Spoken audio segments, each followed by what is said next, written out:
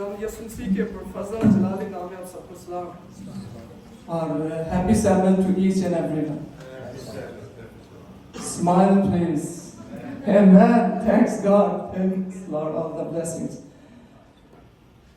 आज हमने कलाम पाक की तिलावत सुनी है, तो आइए एक बार फिर उस पर तवज्जो करते हैं। मैथ्यू चैप्टर 7 खोलिएगा, वर्स नंबर 24 to 27। आइए एक बार फिर तवज्जो से कलाम पाक की तिलावत सुनिएगा। लिखा है, बस जो कोई मेरी ये बातें सुनता और उन पर अमल करता है, वो उस अक्लमंद आदमी की मानिंद ठहरेगा जिसने चट्टान पर अपना घर बनाया।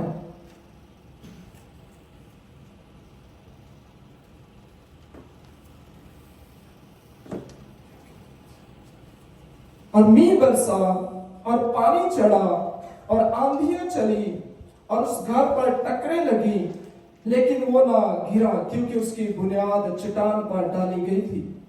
और जो कोई मेरी ये बातें सुनता है और उन पर अमल नहीं करता, वो उस बेवकूफ आदमी की मानिंद ठहरेगा जिसने अपना घर रेत पर बनाया। और मींह बरसा और पानी चढ़ा और आंधियां चली और उस घर को सदमा पहुंचाया और वो गिर गया और बिल्कुल बर्बाद हुआ। कलाम पाक के पढ़े सुने जाने के वसीला से खुदा हम सबको बड़ी बरकत दे। आमीन। जोर से आमीन। Thanks God. इसे पता चल रहा है कि सब एनर्जेटिक है और होश में सब। God bless you. खुदा सबको बरकत दे। आज का जो टॉपिक है, द पावर ऑफ ओबीडियंस। खुदा की ताबेदारी में चलना हमारे लिए कितना जरूरी है, और फिर वो खुदा की जो पावर हमारे साथ होती है उससे हमारी जिंदगी के अंदर क्या होता है, इन चीजों पर हम गौर करेंगे। हमने जो 24वीं आयत देखी है, बस जो कोई मेरी ये बातें सुनता और उन पर अमल करता है, वो उस अक्लमंद आदमी की मानिंद ठहरेगा जिसने चट्टान पर अपना घर बनाया। माइक के बगैर मेरी आवाज आ सकती है, मैं थोड़ा कंफर्टेबल फील करूंगा।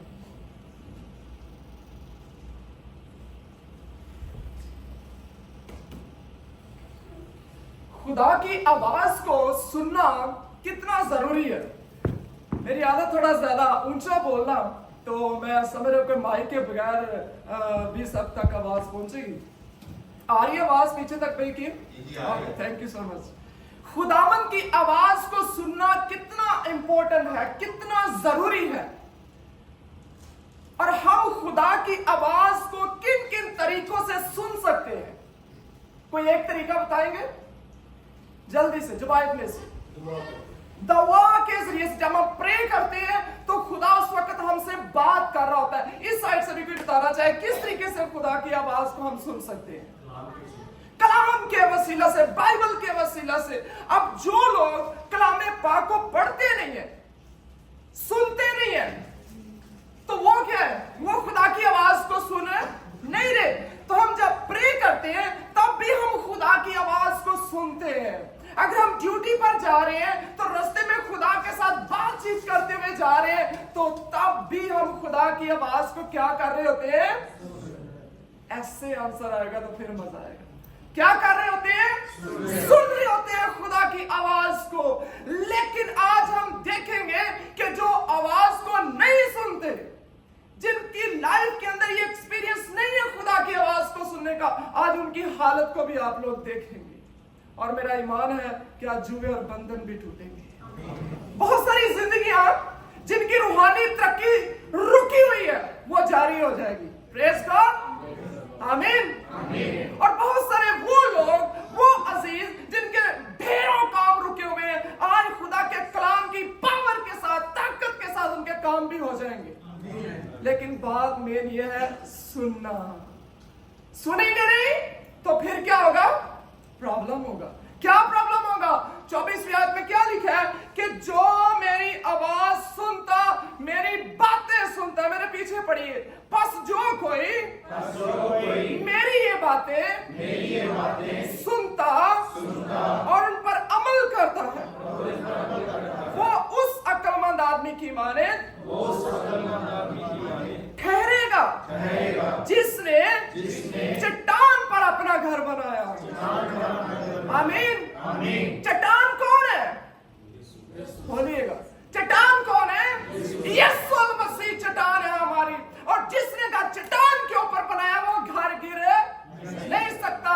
तो उसका घर नहीं गिरेगा जिसने चट्टान पर बनाया। लेकिन इससे पहली लाइन में क्या कहा कि जो मेरी बातें, बहुत सारे अजीजों को हम बुलाते हैं, सब भाई मिलकर, पास्टर्स, अजीज, और बहुत सारे चर्च में हमारे ऐसे हैं जो बड़ी मोहब्बत से दूसरों को मोटिवेट करते हैं कि भाई चर्च में आओ। क्या पर्पस है?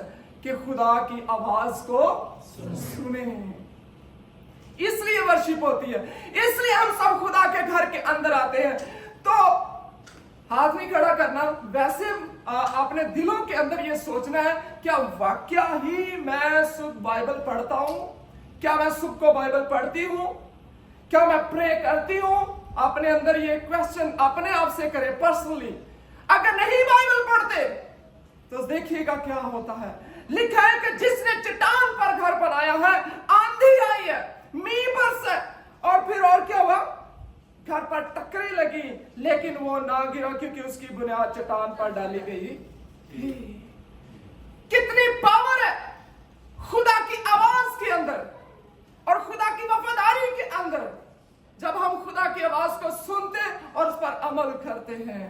आइए तसलसल को ना टूटने दे, कलाम पाक की तरफ तवज्जो रखें। अब ये वाला घर जो है, इस पर मींह बरसे, टक्करें लगी है, क्या कुछ हुए इस घर के अंदर? इसका क्या मतलब है? घर मजबूत है। भाई शौल जल्दी से सामने आइएगा। ये भाई है, ये एक घर है। बाइबल हर एक बॉडी को क्या कह रही है? सिंबॉलिकली कि एक मकदस है, ये घर है। अब ये वाला घर जो है, ये कब गिरेगा? जब ये आवाज नहीं सुनेगा। कब गिरेगा? जब ये प्रे नहीं करेगा। कब गिरेगा? जब ये घुटनों के बल नहीं होगा। कब गिरेगा? जब ये फास्टिंग नहीं करेगा, जब खुदा के साथ कनेक्शन नहीं रखेगा, तो इब्लीस आएगा, डिस्टर्ब करेगा। Thank you. लेकिन अगर यही घर चट्टान पर बना है, इसको अगर पता है कि कलाम पाक के अंदर क्या लिखा है, मुझे किस बात पर अमल करना है और किस बात पर अमल नहीं करना। रोशनी तो कलाम पाक में से मिलेगी ना, या किसी और जगह पर रोशनी है? बाइबल हमें भी कहती है कि तुम दुनिया का क्या हो? नूर हो। लेकिन जो नूर के पास आता ही नहीं है, तो फिर उसकी लाइफ के अंदर क्या होगा? मायूसी होगी, अंधेरा होगा, परेशानी होगी, मायूस रहेगा। आइए देखते हैं कि जिसने चट्टान पर घर नहीं बनाया, लिखा है, और जो कि मेरी बातें सुनता और उन पर अमल नहीं करता। सुनते और अमल नहीं करता, लेकिन खुदा के घर के अंदर आते जरूर है, आवाज को भी सुन रहे हैं, दोनों कानों से सुन रहे हैं, देख भी रहे हैं कि आवाज आ रही है, फील भी कर रहे हैं, कलाम को सुन रहे, लेकिन अमल नहीं कर रहे। सुनते हैं, अमल नहीं करते। वो उस शख्स की मानद है जो बेवकूफ है। बेवकूफ लफ्ज का जल्दी से कोई एक और मतलब बताइएगा, इसका क्या मतलब है? जल्दी से कोई ना समझ। इंग्लिश में क्या बोलते हैं इस लफ्ज को? जी, नॉनसेंस, फुलिश, बेवकूफ, बेअकल।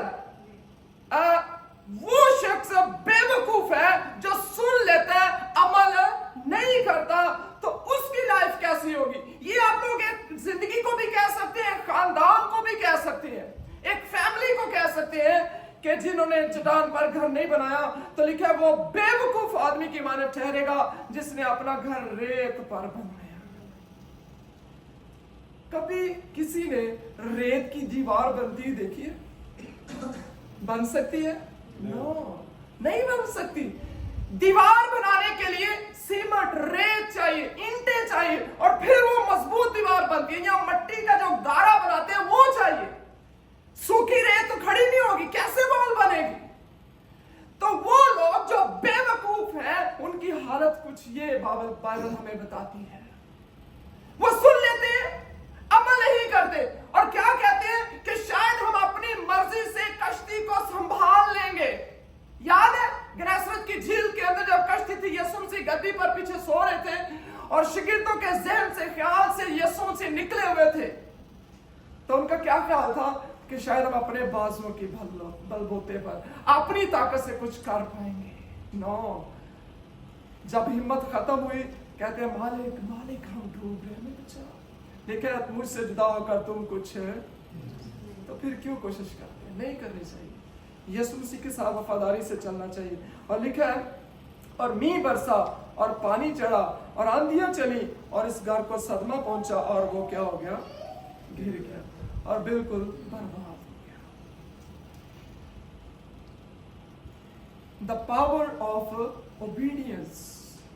जब हम ओबीडियंस करते हैं, खुदा की ताबेदारी में चलते हैं, वफादारी से चलते हैं, बात मानते हैं, तो फिर वो गिरने नहीं देता।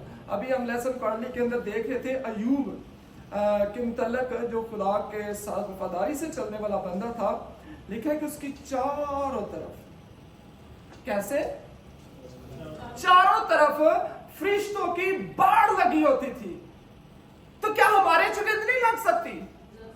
या हमारे चुगिर्द नहीं है जो ईमानदार है, जो वफादार, उनके चुगिर्द लगी हुई है। इसी वजह से इब्लीस का जोर नहीं चलता, इसी वजह से वो कुछ कर नहीं पाता। और जब तक खुदा ने वो बाढ़ ना हटाई तब तक वो अटैक नहीं कर सका। और वो खुदा की परमिशन से हुआ। तो जब हम खुदा के साथ चलते हैं, वो हमें संभालता है, हमें हमारी हिफाजत करता है, और फिर हमें इतनी रोशनी देता है, इतनी लाइट हमें देता है, हमें पता चलता है किस तरफ हमारे लिए काम है। फिर हमारा रोजगार, हर चीज बढ़ती है, क्योंकि रोशनी जब आती है तो फिर हम तरक्की करते हैं। वरना अंधेरे में कैसे? भला आंखें भी खुली हैं, रोटी भी खा रहे हैं, आ भी रहे हैं, जा भी रहे हैं, चल भी रहे हैं, सब कुछ हो रहा है, लेकिन फिर भी अंधेरे के अंदर है। ये कैसी तरीकी है? ये स्पिरिचुअली, रूहानी तौर पर ये बात कर रहे हैं। देखिए, काम हमारे सामने है। हो सकता है नेक्स्ट कदम उठाएं तो इतना ढेर सारा काम हमारे पास हो, नेक्स्ट कदम उठाएं तो इतनी ब्लेसिंग हो, हमारे चारों तरफ ही बरकते हैं, लेकिन हमें दिखाई नहीं दे रहा होता। वहां तक हमारी बस रसाई नहीं हो रही होती। क्यों? वजह क्या है? क्योंकि तरीके के अंदर है। खुदा चाहता क्या है? खुदा ये चाहता है कि उसकी बात मानी जाए। मैं एक स्टोरी आप सबके सामने सुनाना चाहता हूं। ये असर मलका की है। 100 बादशाह, फारस का जो बादशाह था, और 127 सूबों पर हुकूमत करता था। बाजरा गौर से सुनिएगा, तवज्जो के साथ। 100 बादशाह। क्या नाम है बादशाह का? थोड़ा मुश्किल है, लेकिन मैं तवज्जो मरकूज करने के लिए जा रहा हूं। क्या नाम है बादशाह का? 100 क्या? 100 बादशाह है और 127 सूबों पर हुकूमत कर रहे हैं। प्रोविंसेस, सूबे। अब मैं जब इसकी सर्च कर रहा था तो सर्च ये भी बता रही थी कि ये 127 कंट्री है। तो मैं अभी तक इसके मुतालिक समझने की कोशिश कर रहा हूं कि सूबे और कंट्री, यानी ये भी बताया जा रहा था कि स्मॉल थे, लेकिन उनकी अपनी 127 सूबों के अंदर गवर्नमेंट थी। लेकिन ओवरऑल 127 सूबों पर ये हुकूमत कर रहा था। अब इतना बड़ा बंदा जो 127 सूबों पर हुकूमत कर रहा है, उसकी एक मलका है जिसका नाम क्या है? पहली मलका क्या नाम था? पहली वश्ती मलका। क्या नाम है? वश्ती मलका। अब बादशाह ने एक बड़ी महफिल की है, एक बड़ा प्रोग्राम मुनक्कद किया, और काफी दिन तक वो प्रोग्राम चलता रहा, और बादशाह लोगों को अपनी शान और शौकत दिखाता रहा। लेकिन एक दिन बादशाह ने अपने सिपाहियों से कहा कि मेरी मलका को तो लेकर आओ। किसको लेकर आओ? मलका को लेकर आओ। तो मलका क्या कहती है? कहती है मैंने नहीं आना। किसकी नाफरमानी की उसने? प्राउड आ गया। बिल्कुल ठीक कह रहे हैं।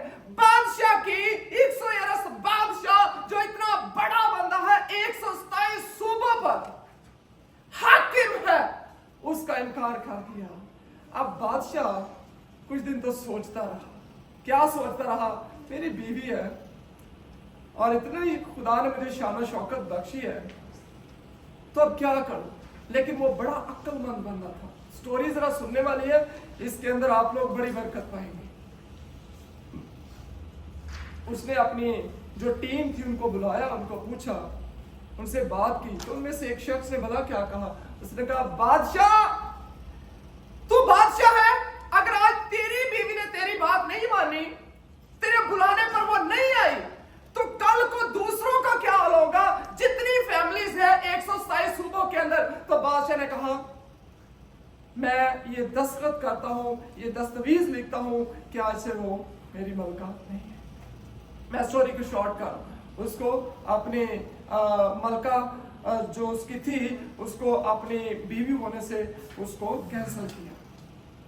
अब उसके बाद स्टोरी को शॉर्ट करते हुए अब फिर बादशाह ने अपनी जो टीम थी उसके साथ मिलकर उनसे पूछा कि अब नेक्स्ट क्या प्लान है ताकि मलका का चुनाव हो सके।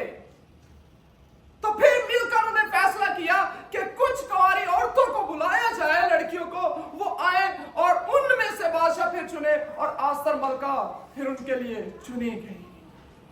आस्तर मलका की परवरिश किसने की थी?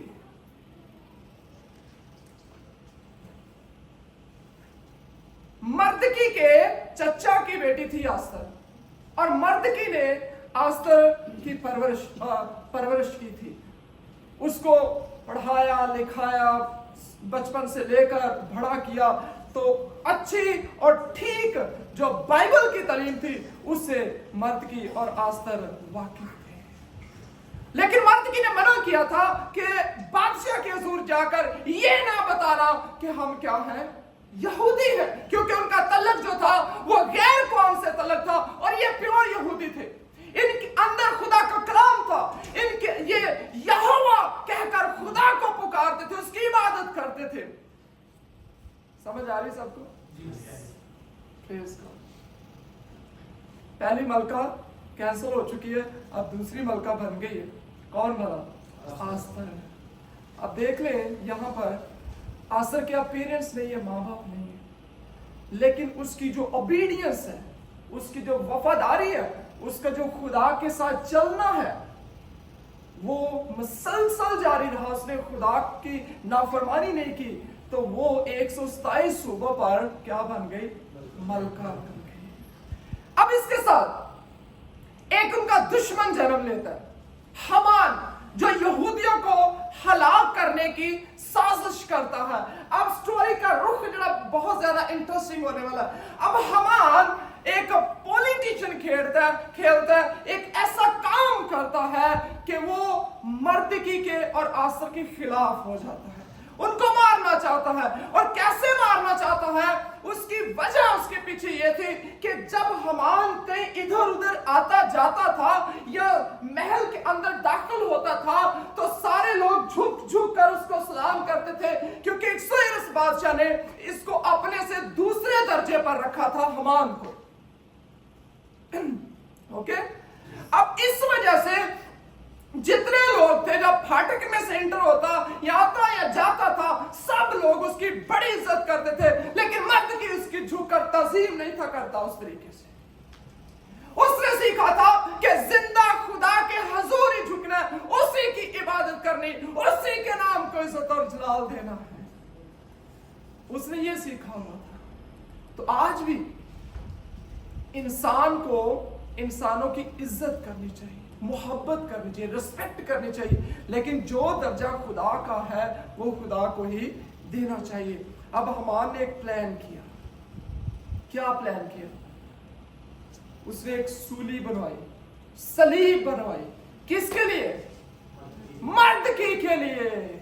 मर्दकी को उस पर लटकाने के लिए एक सूली बनाई ताकि उसके ऊपर उसको लटका दिया जाए। लेकिन उसने इससे भी ज्यादा कुछ और सोच लिया। उसने कहा कि ये मैं सोचना मेरी शान के खिलाफ है कि मैं जैसे मर्द की यहूदी ही को मारूं, बल्कि मैं सारी यहूदी कौम को अब क्या करूंगा? मार दूंगा। जैसे जैसे स्टोरी एंड की तरफ जा रही है, जितने तवज्जो से सुन रहे हैं, ढेरों बरकत पाएंगे।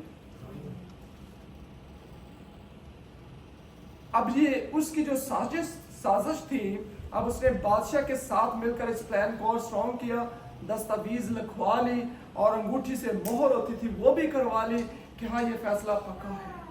और तमाम 127 सूबों तक ये बात जो ये थी ये चली गई। अब मर्द की क्या करता है? मर्द की आस्तर के पास मदद के लिए एक पैगाम भेजता है।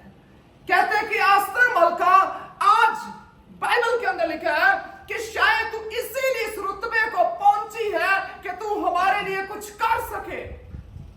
तो उसको कहते हैं, बात जरा गौर से सुनना, मर्द की ये पैगाम आस्तर के पास महल के अंदर भेजता है कि अगर आज तूने मदद ना की, आज तूने मदद ना की, तो मदद किसी और तरफ से आ जाएगी।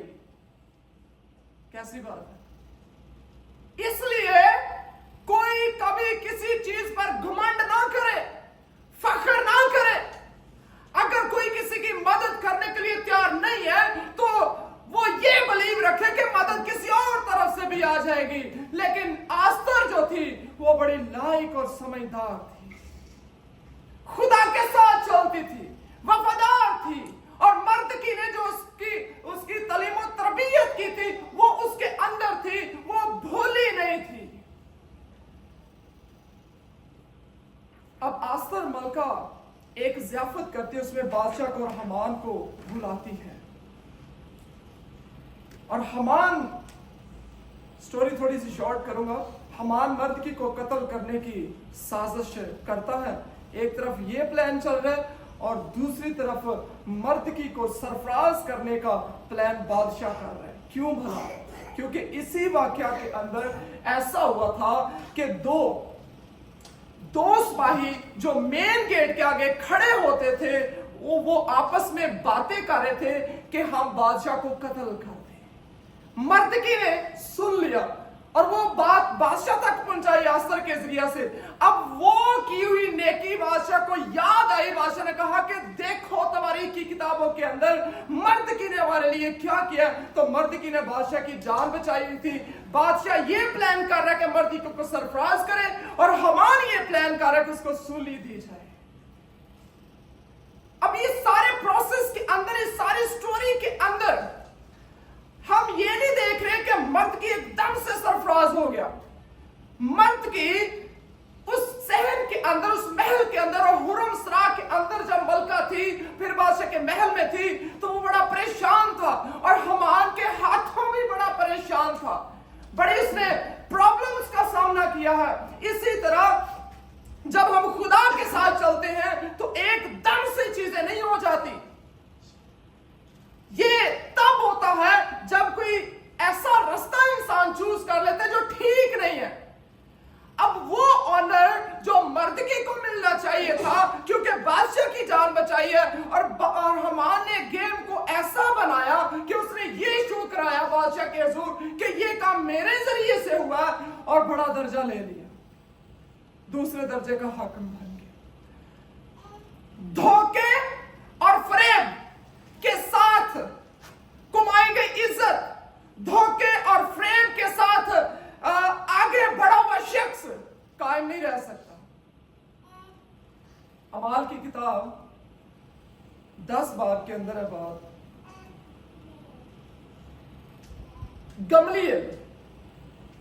गमलीएल कटहरे के अंदर, अदालत के अंदर सारे रसूल खड़े हुए थे।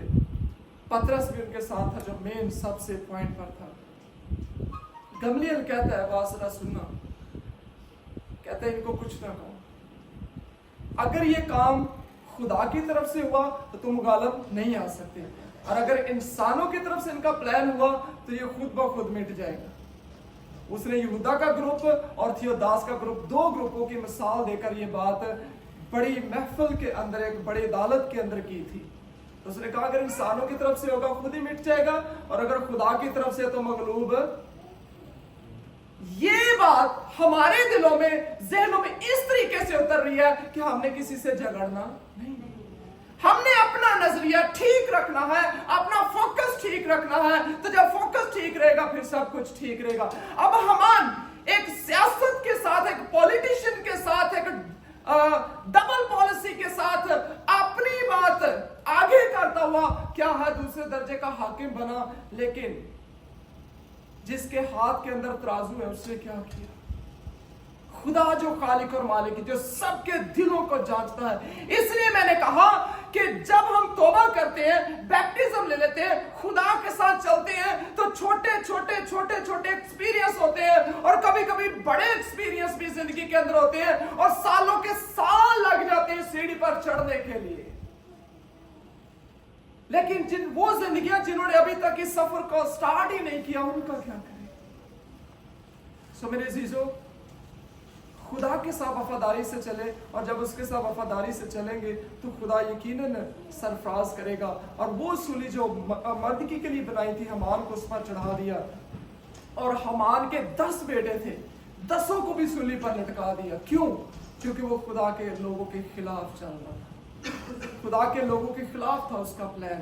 और फिर हमान का जो घर था वो आसर को दे दिया, और वो जो बादशाह के बाद की पोजीशन थी वो बादशाह मर्दगी को मिली। किसको मिली? मर्दगी को सरफराजी मिल गई खुदा की तरफ से। क्यों? क्योंकि उन्होंने बचपन से, कब से?